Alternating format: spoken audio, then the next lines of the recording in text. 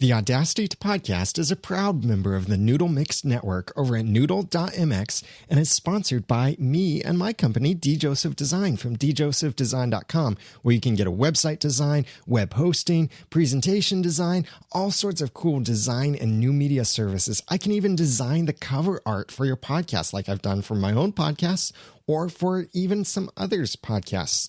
Check out my portfolio at djosephdesign.com so you can see some of the work that I've done for other people and get an idea of the kind of services I can offer you. You have a message that deserves to look great. So make your next message look or sound great by hiring me to design or produce it for you.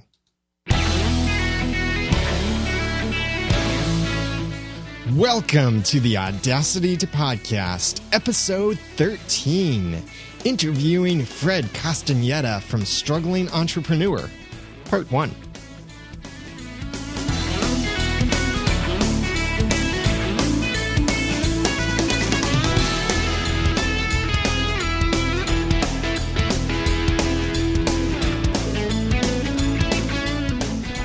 Welcome to another edition of the Audacity to Podcast. I'm your host, Daniel J. Lewis, also known as the Ramen Noodle. This is the podcast where I give you the guts and teach you the tools to podcast with passion, with organization, and with dialogue. And today, we're going to especially focus on all three of those, the pod of podcasting, but as well, we're going to especially focus on the dialogue, because joining me via Skype is another podcaster with many podcasts behind his name, the Struggling Entrepreneur, and many others that he'll no doubt list. Joining me via Skype is Fred Casteneda. Before we get into the exciting conversation and discussion I'm going to have with Fred, I want to tell you about my sponsor, GoToMeeting, brought to you by Citrix. They've got something really cool out now, and that is an iPad app. It's a free app built specifically for the iPads so that people can access their meetings from an iPad. So no longer do people have to be sitting in front of their computers like a Windows or a Mac computer, but they can be on their iPad anywhere and join the meeting that you're hosting through GoToMeeting. It's built specially and works great. It's super easy, so they can attend a meeting at a hotel, on a beach, wherever. They just download the app and join your session in seconds. And they can still see your computer screen and hear your audio and all of that, or hear it through the phone. My listeners can try GoToMeeting free for 30 days. For this special offer, you must visit gotomeeting.com/techpodcasts. That's gotomeeting.com/techpodcasts for your free 30-day trial. Thank you for joining me, Fred. It's always an honor to be with the Ramen Noodle. Thank you. Oh, so you interviewed me on the Struggling Entrepreneur, and that's at strugglingentrepreneur.com. And you have this huge array of podcasts behind you, not just Struggling Entrepreneur, but much more than that. Oh yeah, I've got 13 podcasts now. Just started yet another one this last month, and I only been podcasting for about 5 years, and so I find that starting a podcast and creating content on something that you have either a desire to tell a story or passionate about it is great. And oh, by the way, when you said passion, organization, and dialogue, that's a new twist on the word, because everybody always thought an iPod was personal on demand. But you took it a step further. I like what you did. It is about your passion. It's about how you organize, and it's about how you dialogue with others, especially your community. Yeah, so many people think, do I need an iPod for podcasting or to listen to podcasts? No, but you need a pod to podcast, and that's POD, passion, organization, and dialogue. Correct. Well, tell me about yourself and some of the podcasts that you do, or all of the podcasts that you do, and I'll warn everyone ahead of time. There are going to be a lot of links in this episode. Yes. Well, I've got 13 of them. I don't have them all in front of me, but just from memory, I started out with a podcast just to get into the nuts and bolts of learning how to podcast. You see, I used to be, for your listeners, let me just tell them I'm not a spring chicken right now. As a matter of fact, everywhere I've gone, in every New Media Expo, every PodCamp, every event about podcasting, I happen to be the oldest person there that's a podcaster. Let me just say that I'm in my 60s, all right, even though it may not sound like it. But yes, I am a very youthful senior and, shall we say, a mature gentleman. But I actually went to college and studied TV and film production way back in the 50s and 60s. And unfortunately, I had to take a detour because of the Vietnam War. Got drafted at number 29 on the first draft. Came back, finished college, finished everything, and was in the corporate grind. I actually went and spent 31 years at IBM, small little firm in New York. You may have heard of it. It was the largest computer company for, I think it still is for a long time. And I did systems engineering, and I also got into corporate marketing communications. And that's when I started taking my podcasting skills and putting them into corporate America. As a matter of fact, one of the podcasts that isn't even listed on your list of 13 is one called What's New on IBM TV. It was a podcast from 2006 to 2009. It's still there, but it's not really being created. So I loved what I heard in podcasting as soon as a friend of mine showed me what iTunes was about. I got an iPod. I started listening to podcasts. And Daniel, may I use the word obsessive? Yeah, because I probably fit that description too. Right. Passion is not even enough, but obsessiveness with just what podcasts were, what they did, especially in 2005 and 2006, when it's really started taking off. It was something that I just enjoyed, mainly because it was a way to broadcast. Having come from TV and film where it was so difficult to get anywhere in the media, even to create anything in audio or video. This was an easy way. And so I started my first podcast 5 years ago, and it was called Arriba, Folklorico Music and Dance of Mexico. I don't know if you're aware of it, but I used to be a dance teacher at the University in Loyola 30 years ago. I used to teach dance, and also I taught the practical application of how to actually do the dances, and I also taught a 3-unit course on the history and survey of culture with the dance and music. So, yeah, I've been a part-time university professor in my years at IBM, but the podcasting really caught me because you could really be a producer. You could do all three things. You could produce, you could publish, and you can promote. And those were just wonderful. So that's how I came to do podcasting. After that, I took a course on podcasting from one of my mentors. You may have heard of Paul Colligan. Yes. Yeah. I was one of his first mentees back in 2006. And I took his Podcast Secrets course and learned the ABCs of how to create a podcast to monetize it. Not the nuts and bolts of how to do it. That, believe it or not, I picked up from a good buddy of mine. You may know him, too. He's always been at these events. His name is Jason Van Orden. Mm-hmm. Jason Van Orden wrote the book Promoting Your Podcast. Well, he also had a free tutorial way back in 2005, and it was called creating your or how to record your podcast, how to create a podcast. It's still free, and it's like 5 little segments of 5-minute Camtasia files and demonstrations on a blog that he had. And I went through it step by step, following the bouncing ball. I said, well, this isn't that difficult. So I started podcasting, and next thing you know, I had all this wonderful story content. I had a lot of messages I wanted to give out. I had a lot of audiences I wanted to support. So I got into podcasting, and lo and behold, you see the list there. Some of them are fee, some of them are free, some of them are on iTunes, some of them are for restricted audiences. I mean, a whole bunch of stuff there. And one guy always says to me, Fred, everywhere you go, you're just creating content. And it's true. That's what I am. So that's how I got started into podcasting, and, it led up to 13 podcasts right now. So can you name some of those podcasts? Now, all of the links for these will be in the show notes over at theaudacitytopodcast.com/13. But can you name some of these for us? Yes. After I started podcasting the Arriba Folklorico Music and Dance, I did it on blog with Blogspot. I actually went to Blogger to start it, and that's the last time I actually started something on Blogger. Mm-hmm. Then I went to PodPress. I met another one of my mentors. His name is David Jackson from the School of Podcasting. Yes, you probably know him. Yeah. And he and I got to be good buddies at the Podcast and Portable Media Expos. And then I started seeing what he was doing. He was doing 7 podcasts at that time. I thought I could never, ever do that much. Well, guess what? I surpassed him by almost double. But I started a podcast called The Struggling Entrepreneur, and it was started in, I think, 2007. Right now, I've got close to 200 episodes there, and it deals with, and that's the one that you were on. Yes. People who are into small businesses, they're their own bosses, or they are aspiring or recently launched entrepreneurs.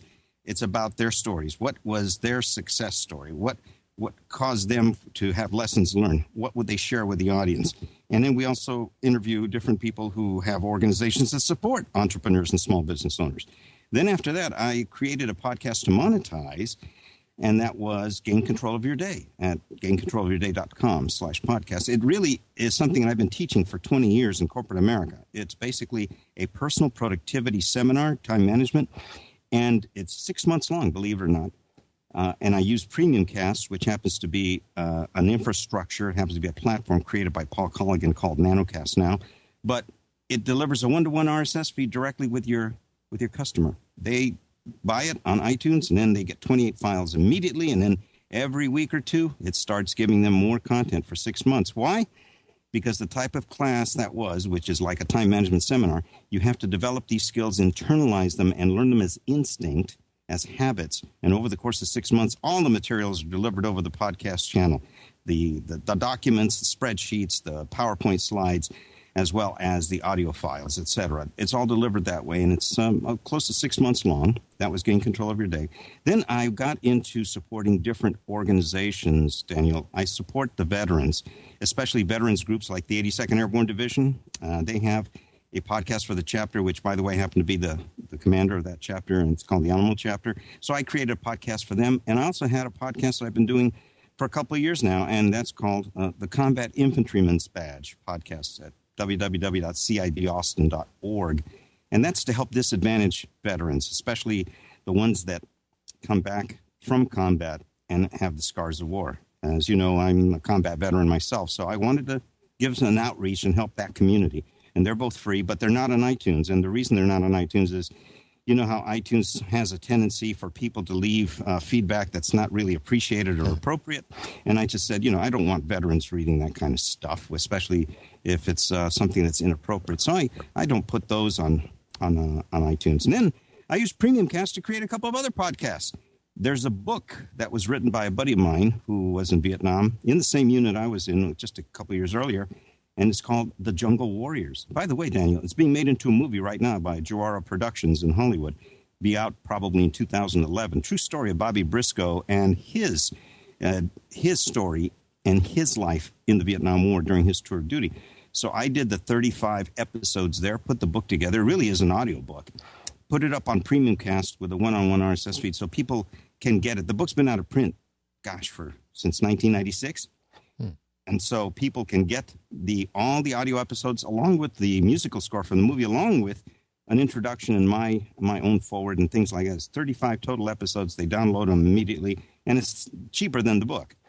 I also did another book called Casablanca to V.E. Day, a paratrooper's memoirs. Story of a guy, his life story, but not in Vietnam. It was World War II.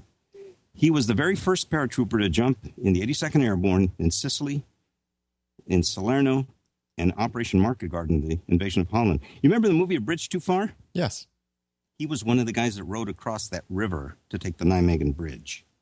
He also fought in the Battle of the Bulge in Anzio. The guy is almost 90 years old. He's 89 years old right now, still alive here in San Antonio. So I did an interview with him, and I put that in my CIB. But I also did the audio narration of the book, and I'm monetizing it that way, giving him and Bobby their royalties, etc. But, it's $7.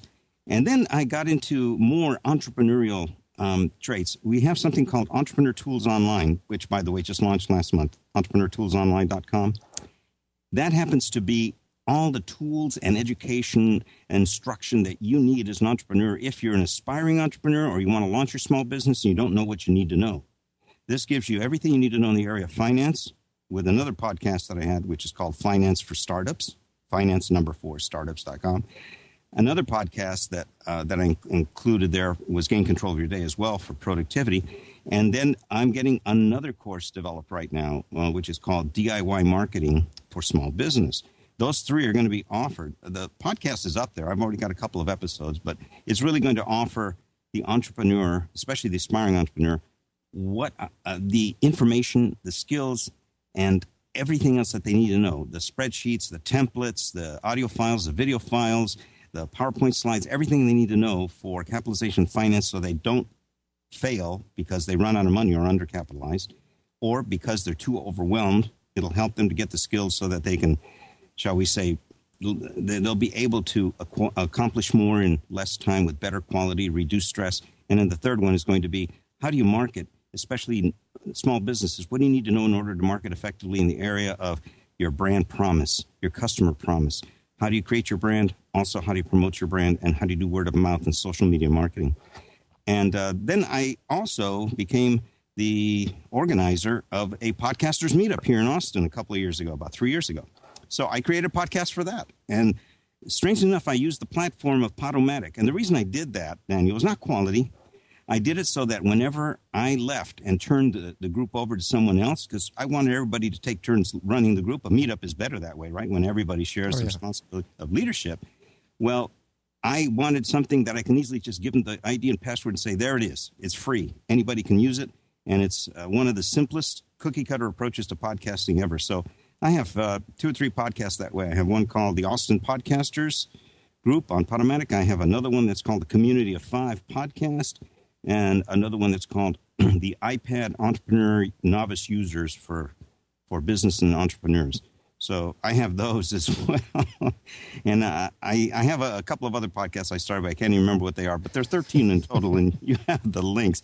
But I think that gives you an idea. Everywhere I go, anytime that I'm attending a business conference like this last one I attended called Product Camp. It's a bar camp-like conference, but you've heard of them, right? Product Camp, not Pod Camp, but Product Camp. And it happens to deal with everybody who's a product developer, product creator, product marketer, product manager. And they just opened it up with an entrepreneurial track, and 80% of the people there are entrepreneurs or small business owners, usually first-timers. So needless to say, I'm there interviewing the director, interviewing the guy who organized it, interviewing people who attended it, and also giving the entrepreneurs the value of attending this free type bar camp style like unconference, because they can get to know different people, they can get to know they can increase their networking, and they can learn because it's an educational sharing environment and it's all for free. So these are the types of things I look for. That's why someone's saying, gosh, you're always creating content. You're always recording with all your recorders. What do you carry in that bag? A PC bag that weighs 45 pounds. And I said, mainly, it's recording equipment. Yeah. But that's, to answer your question, those are the podcasts that I have. Wow. So what few people whose heads have not exploded yet, they can get the links to all of those at theaudacitytopodcast.com/13. So with all of these podcasts that you have, and you've started and completed and passed on, and no doubt you probably have ideas for other ones that you'll start in the future. Oh, yeah, I do. I have a couple of them that 2 of them are going to start in the next couple of years. Mm-hmm. You are extremely passionate about that and all of this, and people can hear that. I can hear that in your voice.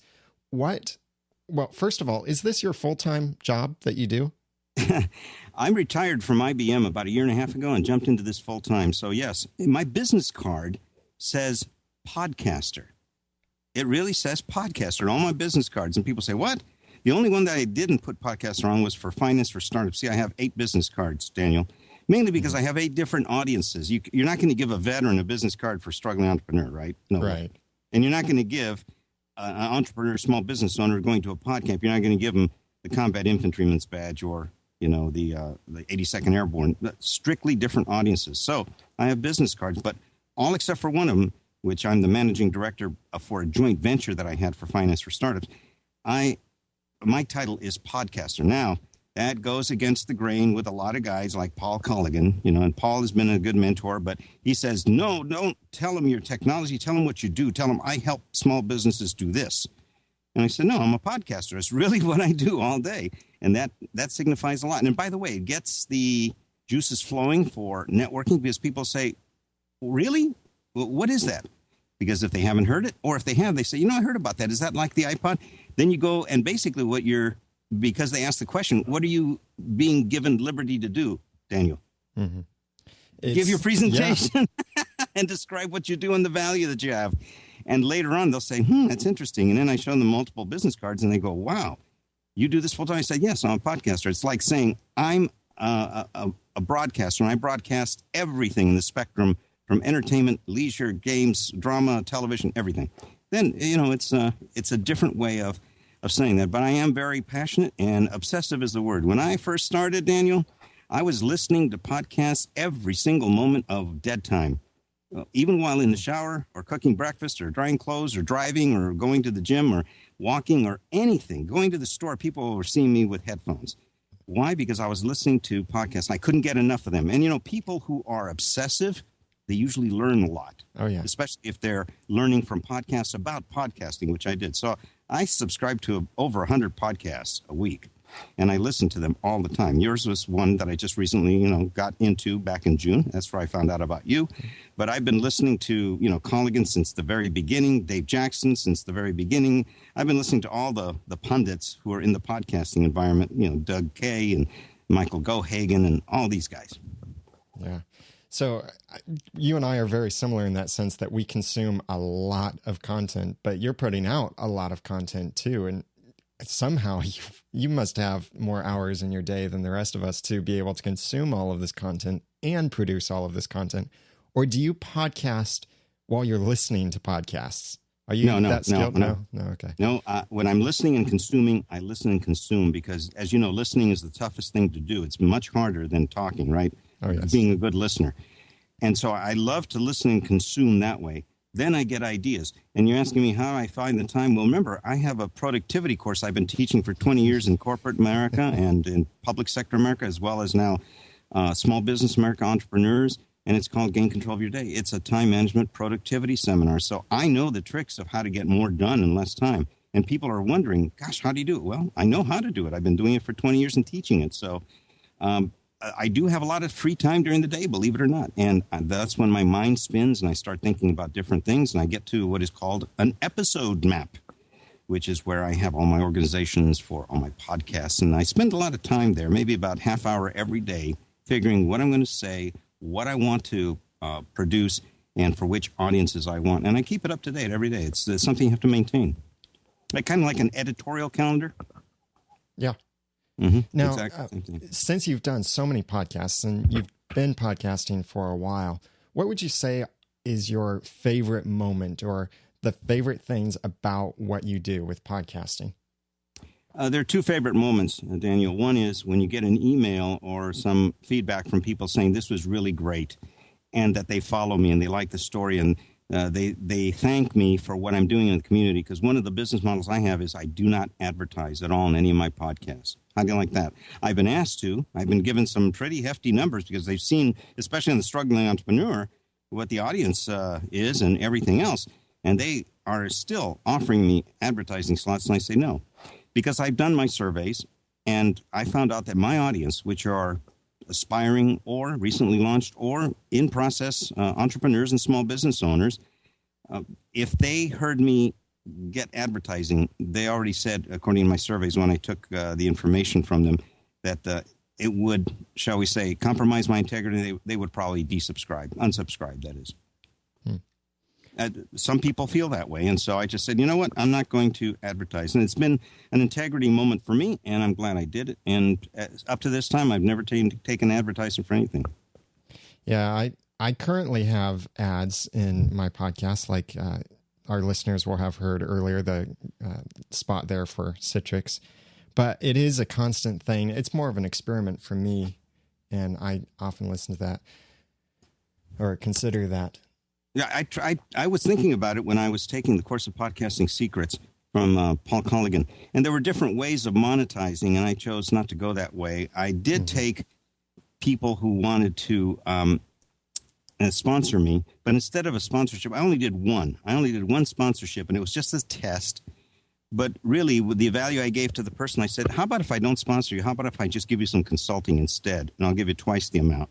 And they went for it, so I didn't. I took down that advertisement and then went straight into just consulting with them. I thought it was the best way for me to do it with my business model, and I like it. I'm very comfortable with it. And you know what? You have to test different things and see what works for you. Everyone is different, and so they may think I'm crazy, to turn down and leave money on the table. But if I would have done it, I wouldn't feel as, shall we say, free to do everything that I want to. When I go look at my episode maps, I know that they're mine. I know that I can manipulate them any way I want. I'm not beholden to anyone. And that even encourages me to do more of a quality job in putting out the content that people want, that people like, and the quality that they want too. Mm-hmm. So I'm sure you get that same type of feeling when people send you emails and compliments, and they like your show because of the quality and everything else. I sent you a couple, remember? Yes, mm-hmm. And certainly appreciate it. And it is so fun to hear that ding and see the little notification that it's coming through the certain email account. So I know it's some feedback, and it's so exciting to read and know that we're helping people and people are hearing this message. Even times when it seems like we're repeating things that everyone else has said too, still people will respond with, I've never heard this before. Well, that's because your audience is growing to those people who are new, and you may be the new news for deaf ears, whereas other people already have their mentors and everything, for instance. That's the first item. The second item of things that that really work for me besides the feedback is the fact that I'm doing something that I like, I enjoy doing it, and it's never a tiring moment for me. It's not work. And as a matter of fact, when I get up in the day, I look forward to the content that I build, and after I put it together, upload it, and publish it, I listen to it, and I just say, wow, I think someone's going to get value out of this. And they do. And so, it's a moment of looking at your own creation, just like you or your network. You have 3 podcasts, right? Yes. Right. Well, when you look at your podcasts, you look at them very proudly as a proud father. Well, you're going to be one pretty soon, but as a proud father, right? You're going to get married soon. So you're going to start your own family, but it's the moment when you look at your own creation and you say, you know what, this is good, it's quality, etc. And of the ones that I thought about pod fading, I can't. The audience won't let me. They look forward to the next episode, and some of them have been a little bit long in coming. And I told them I was trying to get pod fade, but they just won't let me. So my audience is the one that says, give me more. I would really like to hear this. I'm getting value out of it. Case in point, I just interviewed someone. He's going to be in episode 133, I think, of the Struggling Entrepreneur. But he wrote to me and he said, you know what? I have this business. I really enjoy your show. I love what you're doing. And if you want to interview me, I have some things I would like to share with your community of what worked for me. He wants to be a mentor. Not he's trying to get traffic and he wants to improve his visibility and awareness and all that. He was trying to give back to the community. And that's the kind of podcaster I want to look for. And so, they're coming to me now with requests of being on the show. And I actually have a method and an internal checklist of whom I would like to be dealing with and what I look for them so I could put them on the show. Not just everybody says, hey, I got a book, I want to promote it, put me on your show. Thank you. And that's why I always have a conversation with them, either by email or Skype or something, just to get a feel, because when you talk to them, you'll know exactly what they're coming from because you can sense it. Being an IBM businessman in marketing and sales for 30 years, you can kind of detect it. Or if I listen to their podcasts, if they're podcasters like you, I could tell in your show from the first several episodes what you're about, and that's why I wanted to interview you, because you're an entrepreneur and you had the passion. Thank you. We are really enjoying this conversation, but I'm going to have to cut this into 2 parts because we're going pretty long already and we've got a lot more to talk about. So I'm going to split this into 2 parts right now. This will be episode 13, part 1 of our conversation, and be sure to come back next week or listen to also part 2 of the conversation with Fred in episode 14, and make sure that you then get all of that content and you can check out all the show notes and all of that still, just like you normally do. So make sure that you check out Fred's podcast over at strugglingentrepreneur.com and check out all of the awesome stuff that he's doing. If you want to send in your questions, comments, feedback, whatever, send that to feedback@noodle.mx or call in to 859-353-4332. Just please keep in mind, I am on my honeymoon right now. This is all pre-recorded, so I'm not going to listen to or read anything for quite a while. So please understand, but it will be great to get back to the community when I'm back. Now that we've talked about some of the guts and taught some of the tools, it's time for you to go out there and podcast with passion, organization, and dialogue. Be sure to follow me on twitter.com/theramennoodle and check out the other podcasts at noodle.mx. Until next time, thank you for listening.